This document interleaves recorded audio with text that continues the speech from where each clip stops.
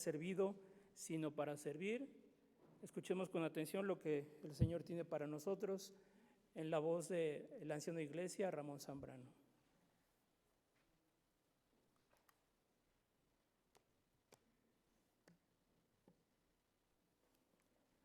Mis hermanos, buenas tardes. Es un gusto poder saludarlos, pero es un gusto más grande poder compartir con ustedes la palabra de nuestro Dios. Si yo les preguntara por qué razón venimos a la iglesia hoy, ¿cuál sería su respuesta? ¿Qué se supone que vamos a hacer cada uno de nosotros cada domingo cuando venimos aquí? Si quieren plantearlo de otra perspectiva, ¿por qué nuestro Dios ha determinado que los cristianos se congreguen semanalmente para hacer cosas juntos como iglesia? Cantar, orar, traer nuestras ofrendas, escuchar las lecturas y la predicación de la palabra. Esta pregunta de por qué venimos a la iglesia es muy importante, porque si no tenemos muy claro para qué venimos y por qué debemos congregarnos, es posible que muchos vengan a la iglesia muy irregularmente. Y lamentablemente, eso es lo que pasa en nuestra iglesia. Venimos cuando queremos o cuando tenemos necesidad. Algunos vienen pensando que es obligación y vienen con pesar. Vamos a orar. Bendito Padre, gracias te doy, Señor, por esta oportunidad que nos das de dirigirnos a ti. Te pedimos, Señor, que uses nuestras vidas, Señor, que permitas, Señor, que tu bendita palabra sea expuesta con claridad. Te rogamos, Señor, que nos llenes de tu Espíritu Santo y que permitas, Señor, que podamos entender lo que tú quieres hablar a nuestras vidas el día de hoy. Te pido, Señor, que sean gratos los dichos de mi boca y la meditación de mi corazón delante de ti, pues te lo pido en el nombre bendito de tu Hijo, nuestro Señor Jesucristo. Amén. Mis hermanos, ¿por qué tenemos que estar aquí en el día del Señor y no en ningún otro lugar? Una respuesta correcta sería: venimos a adorar a Dios, pero como que es una respuesta muy general para que pueda sernos de ayuda. Yo creo que otra respuesta más concreta que nos podría ayudar mucho para saber por qué tenemos que venir cada domingo a la iglesia sería porque tenemos que poner nuestro corazón y nuestra mente en sintonía con el Evangelio. Tú y yo necesitamos cada semana, no podemos darnos el lujo de no hacerlo. Tú y yo necesitamos cada semana estar aquí para poner nuestras mentes y nuestros corazones en sintonía con el Evangelio. Porque en el resto de la semana estamos siendo sumergidos en un mundo en donde somos continuamente bombardeados con pensamientos que se oponen diametralmente a la verdad de Dios revelada en su palabra. Y todo esto con la agravante de que el mundo sabe muy bien cómo presentar su mensaje en una forma muy atractiva, en una forma muy seductora. ¿Qué nos dice el mundo? El mundo nos dice: debemos seguir los impulsos de nuestro corazón para tratar de alcanzar nuestros sueños. Debemos desarrollar el enorme potencial que todos tenemos dentro y llegar a ser las personas extraordinarias que todos realmente somos. Y es un buen mensaje. Pero el único problema con este mensaje, que es una mentira total. Es una mentira, mis hermanos. No es verdad que nosotros debemos seguir los impulsos de nuestro corazón para alcanzar nuestros sueños. No es verdad ni que nosotros seamos personas extraordinarias y que lo único que necesitamos es desarrollar nuestro potencial. Más bien, Nosotros somos una raza de gentes necesitadas de la gracia de Dios para alcanzar el propósito por el cual hemos sido creados. Pero eso no lo escuchamos cada día en el mundo. Eso no es el mensaje que nos vende Hollywood con sus películas maravillosas. Ese no es el mensaje que escuchas a través de las canciones, ni tampoco lo que ves en YouTube. Por eso es a lo que venimos a recordar cada domingo aquí. Nosotros necesitamos urgentemente todos los recursos espirituales que Dios pone a nuestra disposición a través de la persona y de la obra de nuestro Señor Jesucristo. En otras palabras, nosotros necesitamos vernos a través del Evangelio. Y esa precisamente es la labor de nuestros pastores y de todos los hermanos que nos paramos aquí en el púlpito para compartir la palabra de nuestro Dios. No es el de llevar una terapia grupal de autoayuda para que todos podamos descubrir la maravillosa persona que somos. No. Su trabajo de los pastores y de los predicadores es ayudarnos a ver nuestra impotencia, nuestras limitaciones, para que busquemos desesperadamente la gracia del Evangelio. Vamos a leer Mateo 20. Bueno, yo lo voy a leer, ya lo leímos hace un rato. Voy a leer Mateo 20 y 21. Entonces se le acercó la madre de los hijos de Zebedeo con sus hijos, postrándose ante él y pidiéndole algo. Él le dijo, ¿qué quieres? Ella le dijo, ordena que en tu reino se sienten estos dos hijos míos, el uno a tu derecha y el otro a tu izquierda.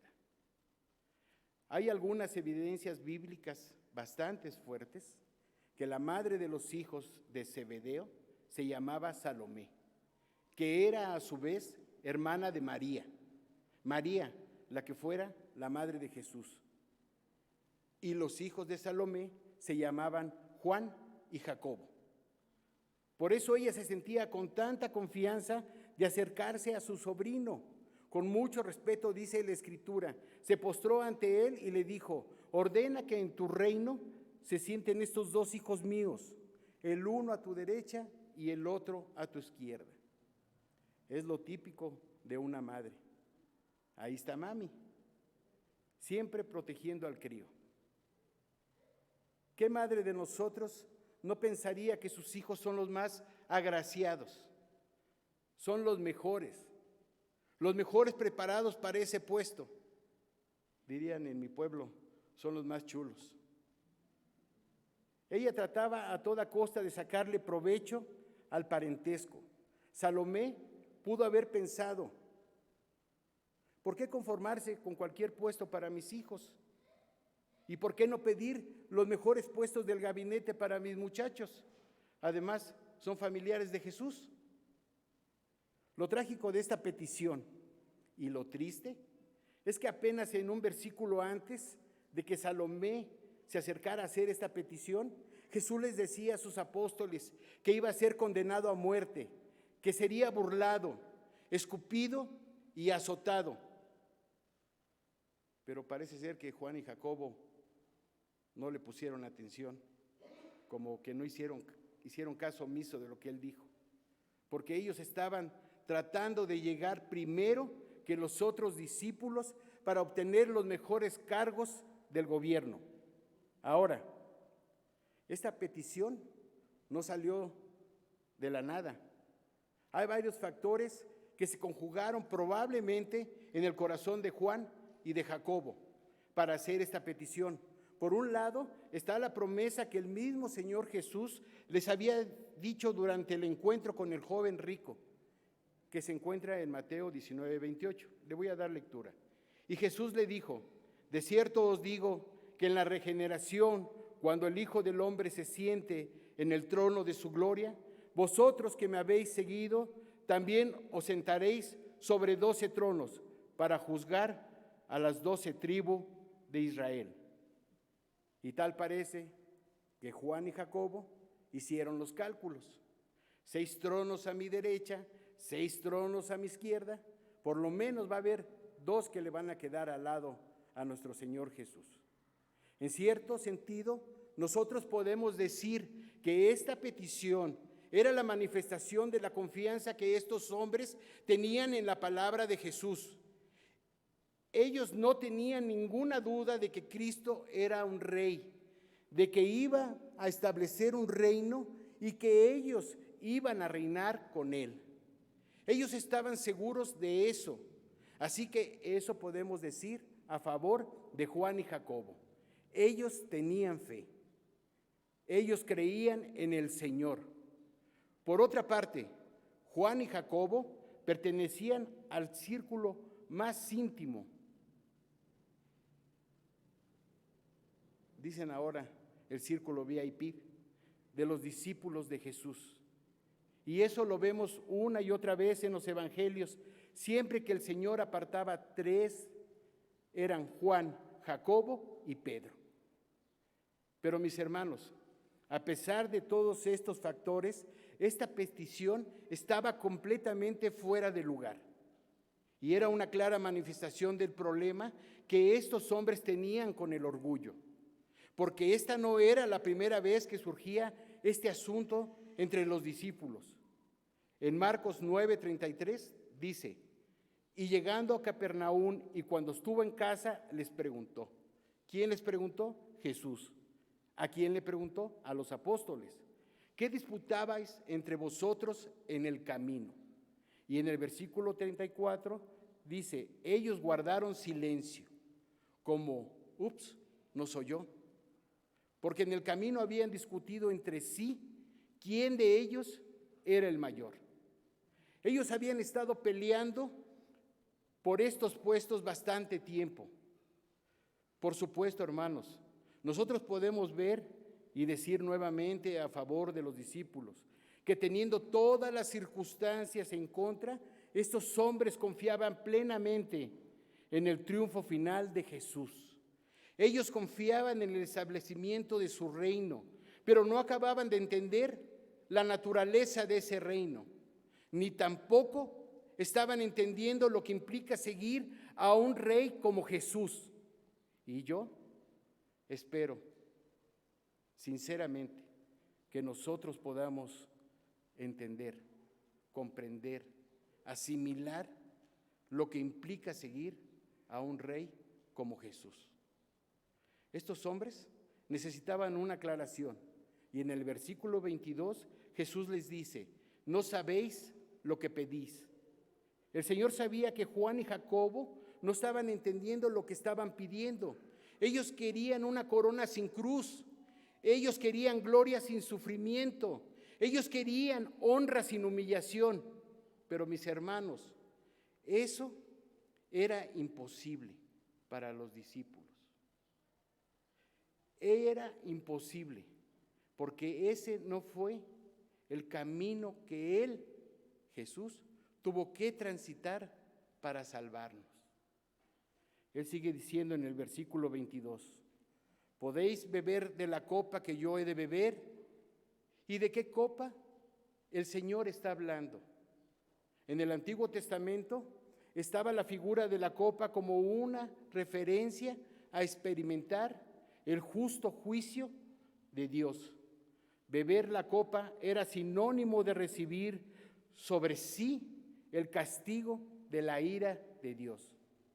Por eso, en el huerto de Getsemaní, ¿cuál fue la petición de nuestro Señor Jesús? Señor, si es posible pasar de mí esta copa. Pero no era posible. Siendo Cristo inocente, tuvo que beberse la copa de la ira que merecen nuestros pecados. Cristo tuvo que tomarse esa copa hasta la última gota, y Él tuvo que pasar por un bautismo de sufrimiento y sumergirse voluntariamente en el océano de la justicia de Dios para recibir el castigo que nosotros debíamos haber sufrido por causa de nuestras transgresiones. Y aunque la muerte de Cristo es única e irrepetible, Ni tú ni yo tenemos que morir por los pecados de otros, pero sí hay un sentido, que todos los creyentes tenemos que identificarnos con esa copa y con ese bautismo. En otras palabras, tenemos que estar dispuestos a identificarnos con Jesús en su sufrimiento, en su humillación, o nunca participaremos de la exaltación de su gloria. Y eso es lo que precisamente Juan y Jacobo no acababan de entender. Ellos querían ser exaltados en el reino de Cristo. Ellos querían participar en la gloria de Cristo, pero no estaban dispuestos a sufrir su humillación y su sufrimiento. Ustedes pueden beber la copa que yo bebo y el bautismo con el que soy bautizado. Y ellos le respondieron al final del versículo 22 de una manera muy arrogante: nosotros podemos. Juan y Jacobo estaban bien seguros de su fidelidad y de su fortaleza. Hermanos, todos sabemos lo que ocurrió cuando Cristo fue arrestado. Todos los apóstoles salieron huyendo. Estos hombres no se conocían a sí mismos, mis hermanos. Ninguno de nosotros puede ser fiel a Cristo en nuestras propias fuerzas. ¿Saben por qué? Porque serle fiel a Él en este mundo caído tiene un precio. ¿Estaremos dispuestos a pagarlo? En el versículo 23, Jesús les dijo: la copa que yo bebo, beberéis. De eso pueden estar seguros. De mi vaso beberéis y con el bautismo que soy bautizado, seréis bautizados. Pero el sentarlos a mi derecha y a mi izquierda no es mío darlo, sino aquellos para quien está preparado. ¿Saben lo que el Señor está diciendo aquí a Juan y a Jacobo? Yo no puedo asegurarles el puesto que van a tener en el reino de los cielos, porque ello ya fue asignado soberanamente por Dios, el Padre, desde antes de la fundación del mundo. Pero una cosa sí les puedo asegurar: ustedes van a sufrir. Eso sí es seguro. No sé cuál va a ser el puesto, ni cuán tan lejos van a estar del trono, pero ustedes van a sufrir si me siguen a mí, dice Jesús. Y ustedes van a beberse esa copa. Ustedes van a ser bautizados con ese bautismo. Querido hermano, el camino a la gloria pasa primero por una cruz, porque nosotros seguimos a un crucificado. Nosotros estamos atrás de un crucificado. Por supuesto, es importante aclarar que no es la humillación ni el sufrimiento ni el servicio lo que nos hace salvos. Yo no estoy diciendo eso, pero seguir a Cristo implica la intención de identificarse con Él en su humillación. Implica la intención de identificarse con Él en su sufrimiento. Ese es el llamado de Cristo a los que quieren seguirle a Él. En el versículo 24, cuando los 10 oyeron esto, se enojaron contra los 2 hermanos. Yo digo que no estaban enojados, estaban furiosos, estaban llenos de rabia contra Juan y Jacobo. Mateo no explica por qué, pero creo que es evidente. Además, por lo que dice nuestro Señor Jesucristo más adelante en otros versículos, que ellos estaban enojados porque Juan y Jacobo se les quisieron adelantar. Al final de cuentas, los 12 tenían el mismo problema. Y dicho de paso, los 12 tenían el mismo problema que tú y yo tenemos. La influencia del mundo había llegado a ser un tremendo obstáculo para poder asimilar las enseñanzas y el ejemplo de Jesús. La influencia del mundo. Recuerden lo que dije al principio. Este mensaje, una de las razones por la que tenemos que venir a la iglesia cada domingo es porque necesitamos poner nuestras mentes y corazones en sintonía con el Evangelio. porque esa es la única razón en la que podemos contrarrestar el bombardeo que recibimos de parte de este mundo durante toda la semana. Y más en esta generación tan hedonista y narcisista. Por si alguien no sabe qué quiere decir hedonista, hedonista es una persona que vive para el placer. Todo lo que me causa problemas, yo no lo quiero en mi vida. Yo no quiero una vida más que sea fácil, una vida cómoda. De verdad, hermano, todos estamos infectados de esto. Cuando hacen el llamado para venir a orar, siempre ponemos pretextos y como normalmente es en viernes y ya es de noche, nos da flojera trasladarnos a la iglesia. Y todavía a veces nos atrevemos a poner a Dios como testigo. Dios sabe que estoy cansado. Somos hedonistas y somos narcisistas. ¿Y qué es narcisista? Narciso era un personaje de la mitología griega que estaba tan enamorado de sí mismo que un día vio su rostro reflejado en un espejo de agua que estaba en el estanque y estaba tan fascinado con su imagen que quiso abrazarla y se ahogó. Hoy en día, de verdad yo creo que el Facebook evidencia claramente que nosotros vivimos en una generación narcisista. Nosotros queremos ser famosos, queremos ser estrellas, queremos que todo el mundo se entere que si comí o si bebí esto o lo otro, que fui a la playa, que estaba en las montañas, aquí estoy yo tomando el sol. O sea, es una generación narcisista y ese narcisismo, mis amados hermanos, es contrario al Evangelio, así de simple. Es muy fácil para nosotros leer la historia y juzgar a los discípulos. ¿Cómo voy a creer posible que habiendo pasado todo este tiempo al lado nada más y nada menos que con la persona de Jesús, todavía estaban peleando por los primeros puestos? Es indignante. ¿Y de verdad los sorprende que ellos reaccionen así? ¿O acaso no nos podemos ver reflejados en ese espejo? Recuerden que cada vez que hacemos una reflexión o un mensaje, los primeros que somos exhortados somos los que lo hacemos. Y yo sí me veo reflejado en ese espejo. Lo que pasa es que algunos son lo suficientemente astutos para saber esconder mejor la indignación que les causa que alguien les tome la delantera.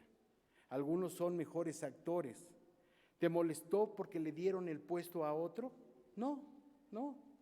¿Te molestó que se quedara este hermano de anciano o de diácono? No, para nada. Miren, mis hermanos, ningún ser humano por naturaleza adopta la postura de un siervo. Nosotros somos así. Venimos de fábrica infectados por la perspectiva de la grandeza que el mundo promueve. Tú y yo estamos infectados. Pero los seguidores de Cristo debemos ser intencionales. Debemos de identificar esos movimientos de nuestro corazón y erradicar esa perspectiva mundana que todos tenemos dentro. Dice el versículo 25, entonces Jesús llamándolos dijo, ¿sabéis que los gobernantes de las naciones se enseñorearán de ellas y los que son grandes ejercerán sobre ella potestad? El 26 dice, mas entre vosotros no será así, sino que el que quiera ser grande entre vosotros será vuestro servidor. Y el 27, el que quiera ser el primero entre vosotros será vuestro siervo. Y precisamente es el título de esta reflexión, no para ser servido, sino para servir. Hermanos, ¿cuál es el concepto que el mundo tiene de grandeza? Tener poder, dominio y control sobre otros. Eso es grandeza según el mundo.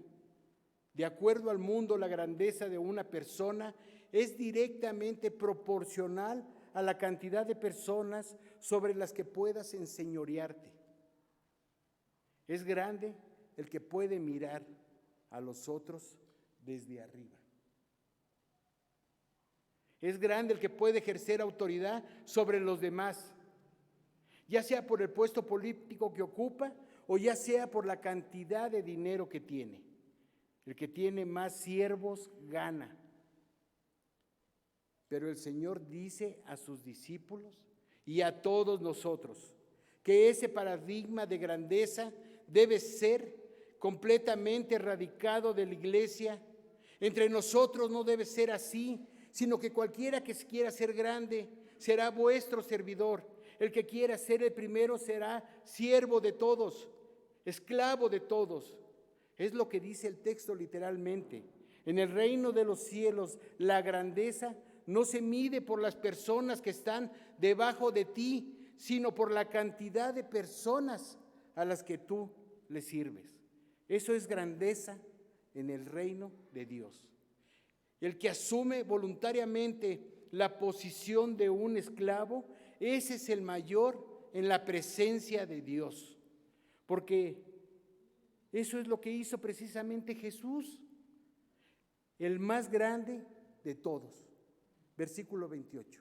Como el Hijo del Hombre, ni aún el Hijo del Hombre, el Rey de Gloria, el soberano del universo, no vino para ser servido, sino para servir, para dar su vida en rescate por muchos.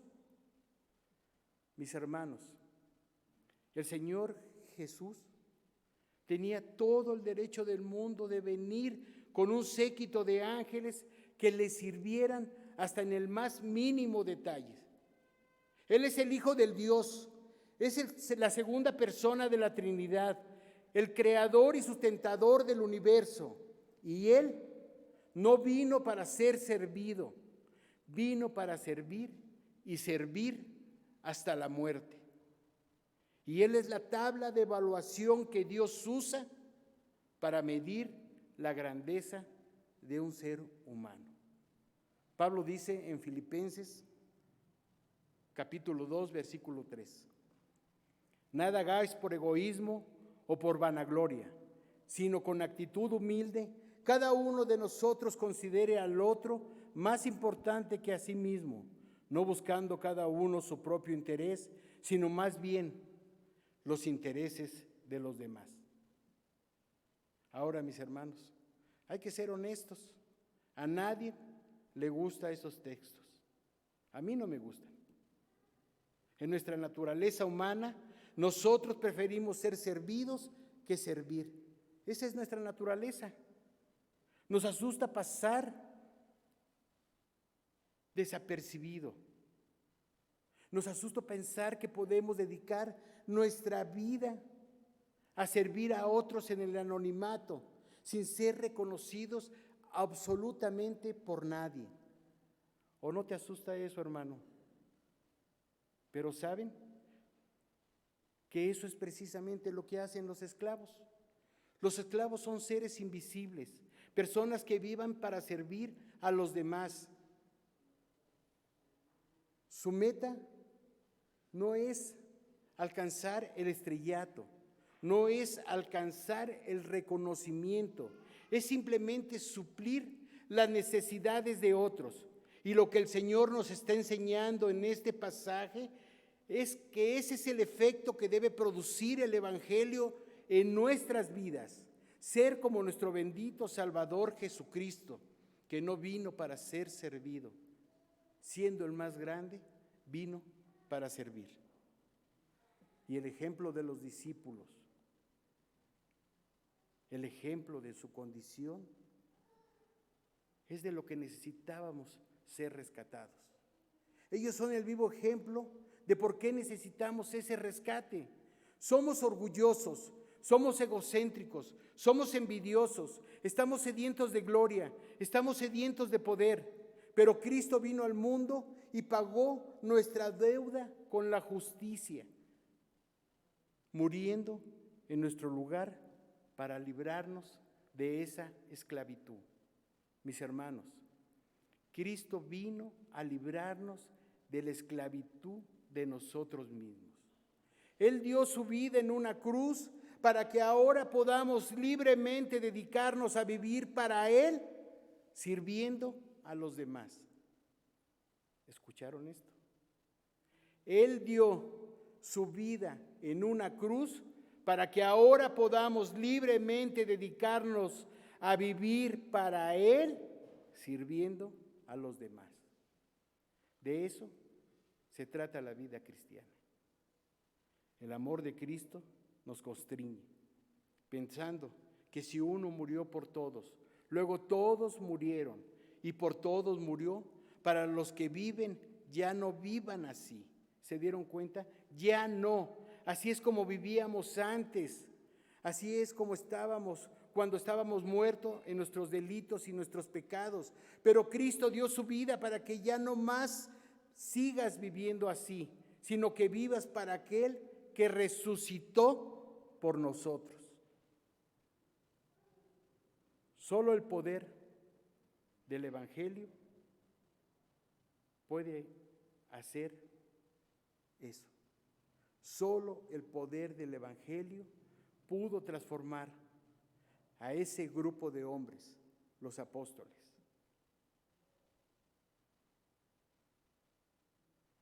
Que eran orgullosos, arrogantes, egocéntricos, en un grupo de discípulos dispuestos a dar su vida al servicio de Cristo y de su iglesia.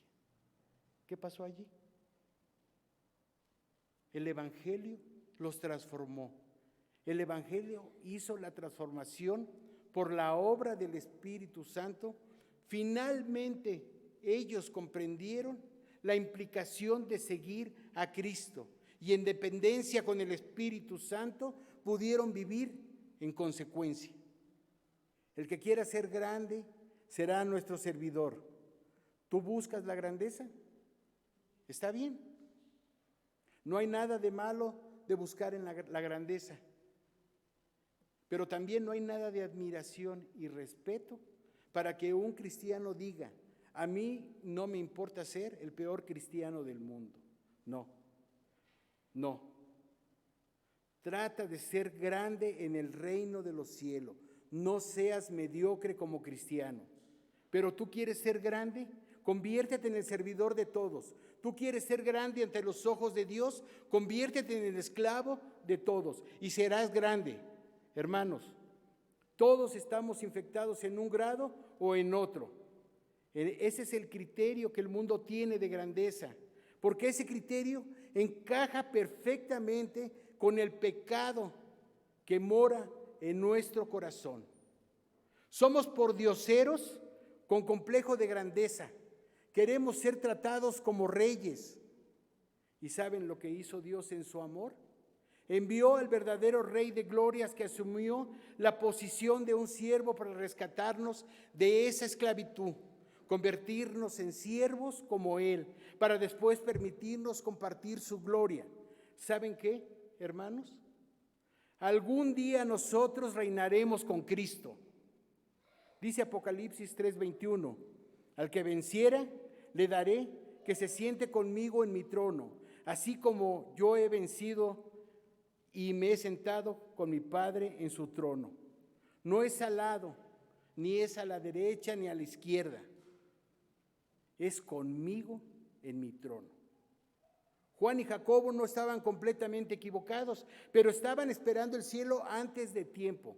Sobre todo, estaban buscando los primeros puestos de la manera como el mundo lo hace, no como Dios. En el reino de Cristo, los primeros puestos están reservados para los que sirven, no para los que tienen complejo de realeza, para los que sirven. Mis hermanos, nosotros tenemos que ser intencionales en tratar de identificar las áreas de nuestra vida que no se encuentran en sintonía con el Evangelio y en dependencia con el Espíritu de Dios. Debemos resistir al molde que el mundo quiere meternos y tenemos que seguir transformándonos en nuestro entendimiento para ser más como Cristo. ¿Cómo crees que te visualizan las personas que están a tu alrededor? En tu casa, en tu trabajo, aquí en la iglesia, como alguien que quiere enseñorearse y servirse de los demás, o alguien que ocupa voluntariamente la posición de un siervo. ¿Cómo te ven los demás? ¿Te encuentras a menudo quejándote porque no te valoran? ¿Porque no te dan la honra y la gloria que necesitas? ¿Porque haces demasiado por tu iglesia y no eres reconocido? Porque si es así, mi amado hermano, mi amada hermana, vuelve a poner tus ojos en Cristo, que siendo el más grande, se hizo siervo de todos para librarnos de nuestro orgullo, para librarnos de nuestro egoísmo, de modo que podamos imitarle a Él, sirviendo sacrificialmente a los demás. Que Dios nos ayude a ser como Cristo. Oremos. Bendito Padre, gracias te damos, Señor, porque tú has mandado a tu Hijo, Señor, a morir por nosotros, y porque nosotros, Señor, estamos en dependencia total con Él, Señor. Ayúdanos a ver a los demás como los ve Cristo. Ayúdanos, Señor, a amar a tu iglesia como la ama Cristo, Señor.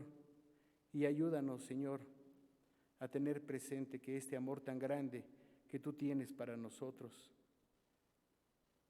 ha sido dado a través de tu Hijo Jesucristo. En ese nombre te pedimos que sigas bendiciendo a nuestra iglesia, en el nombre precioso de nuestro Hijo, de nuestro Señor Jesucristo. Amén.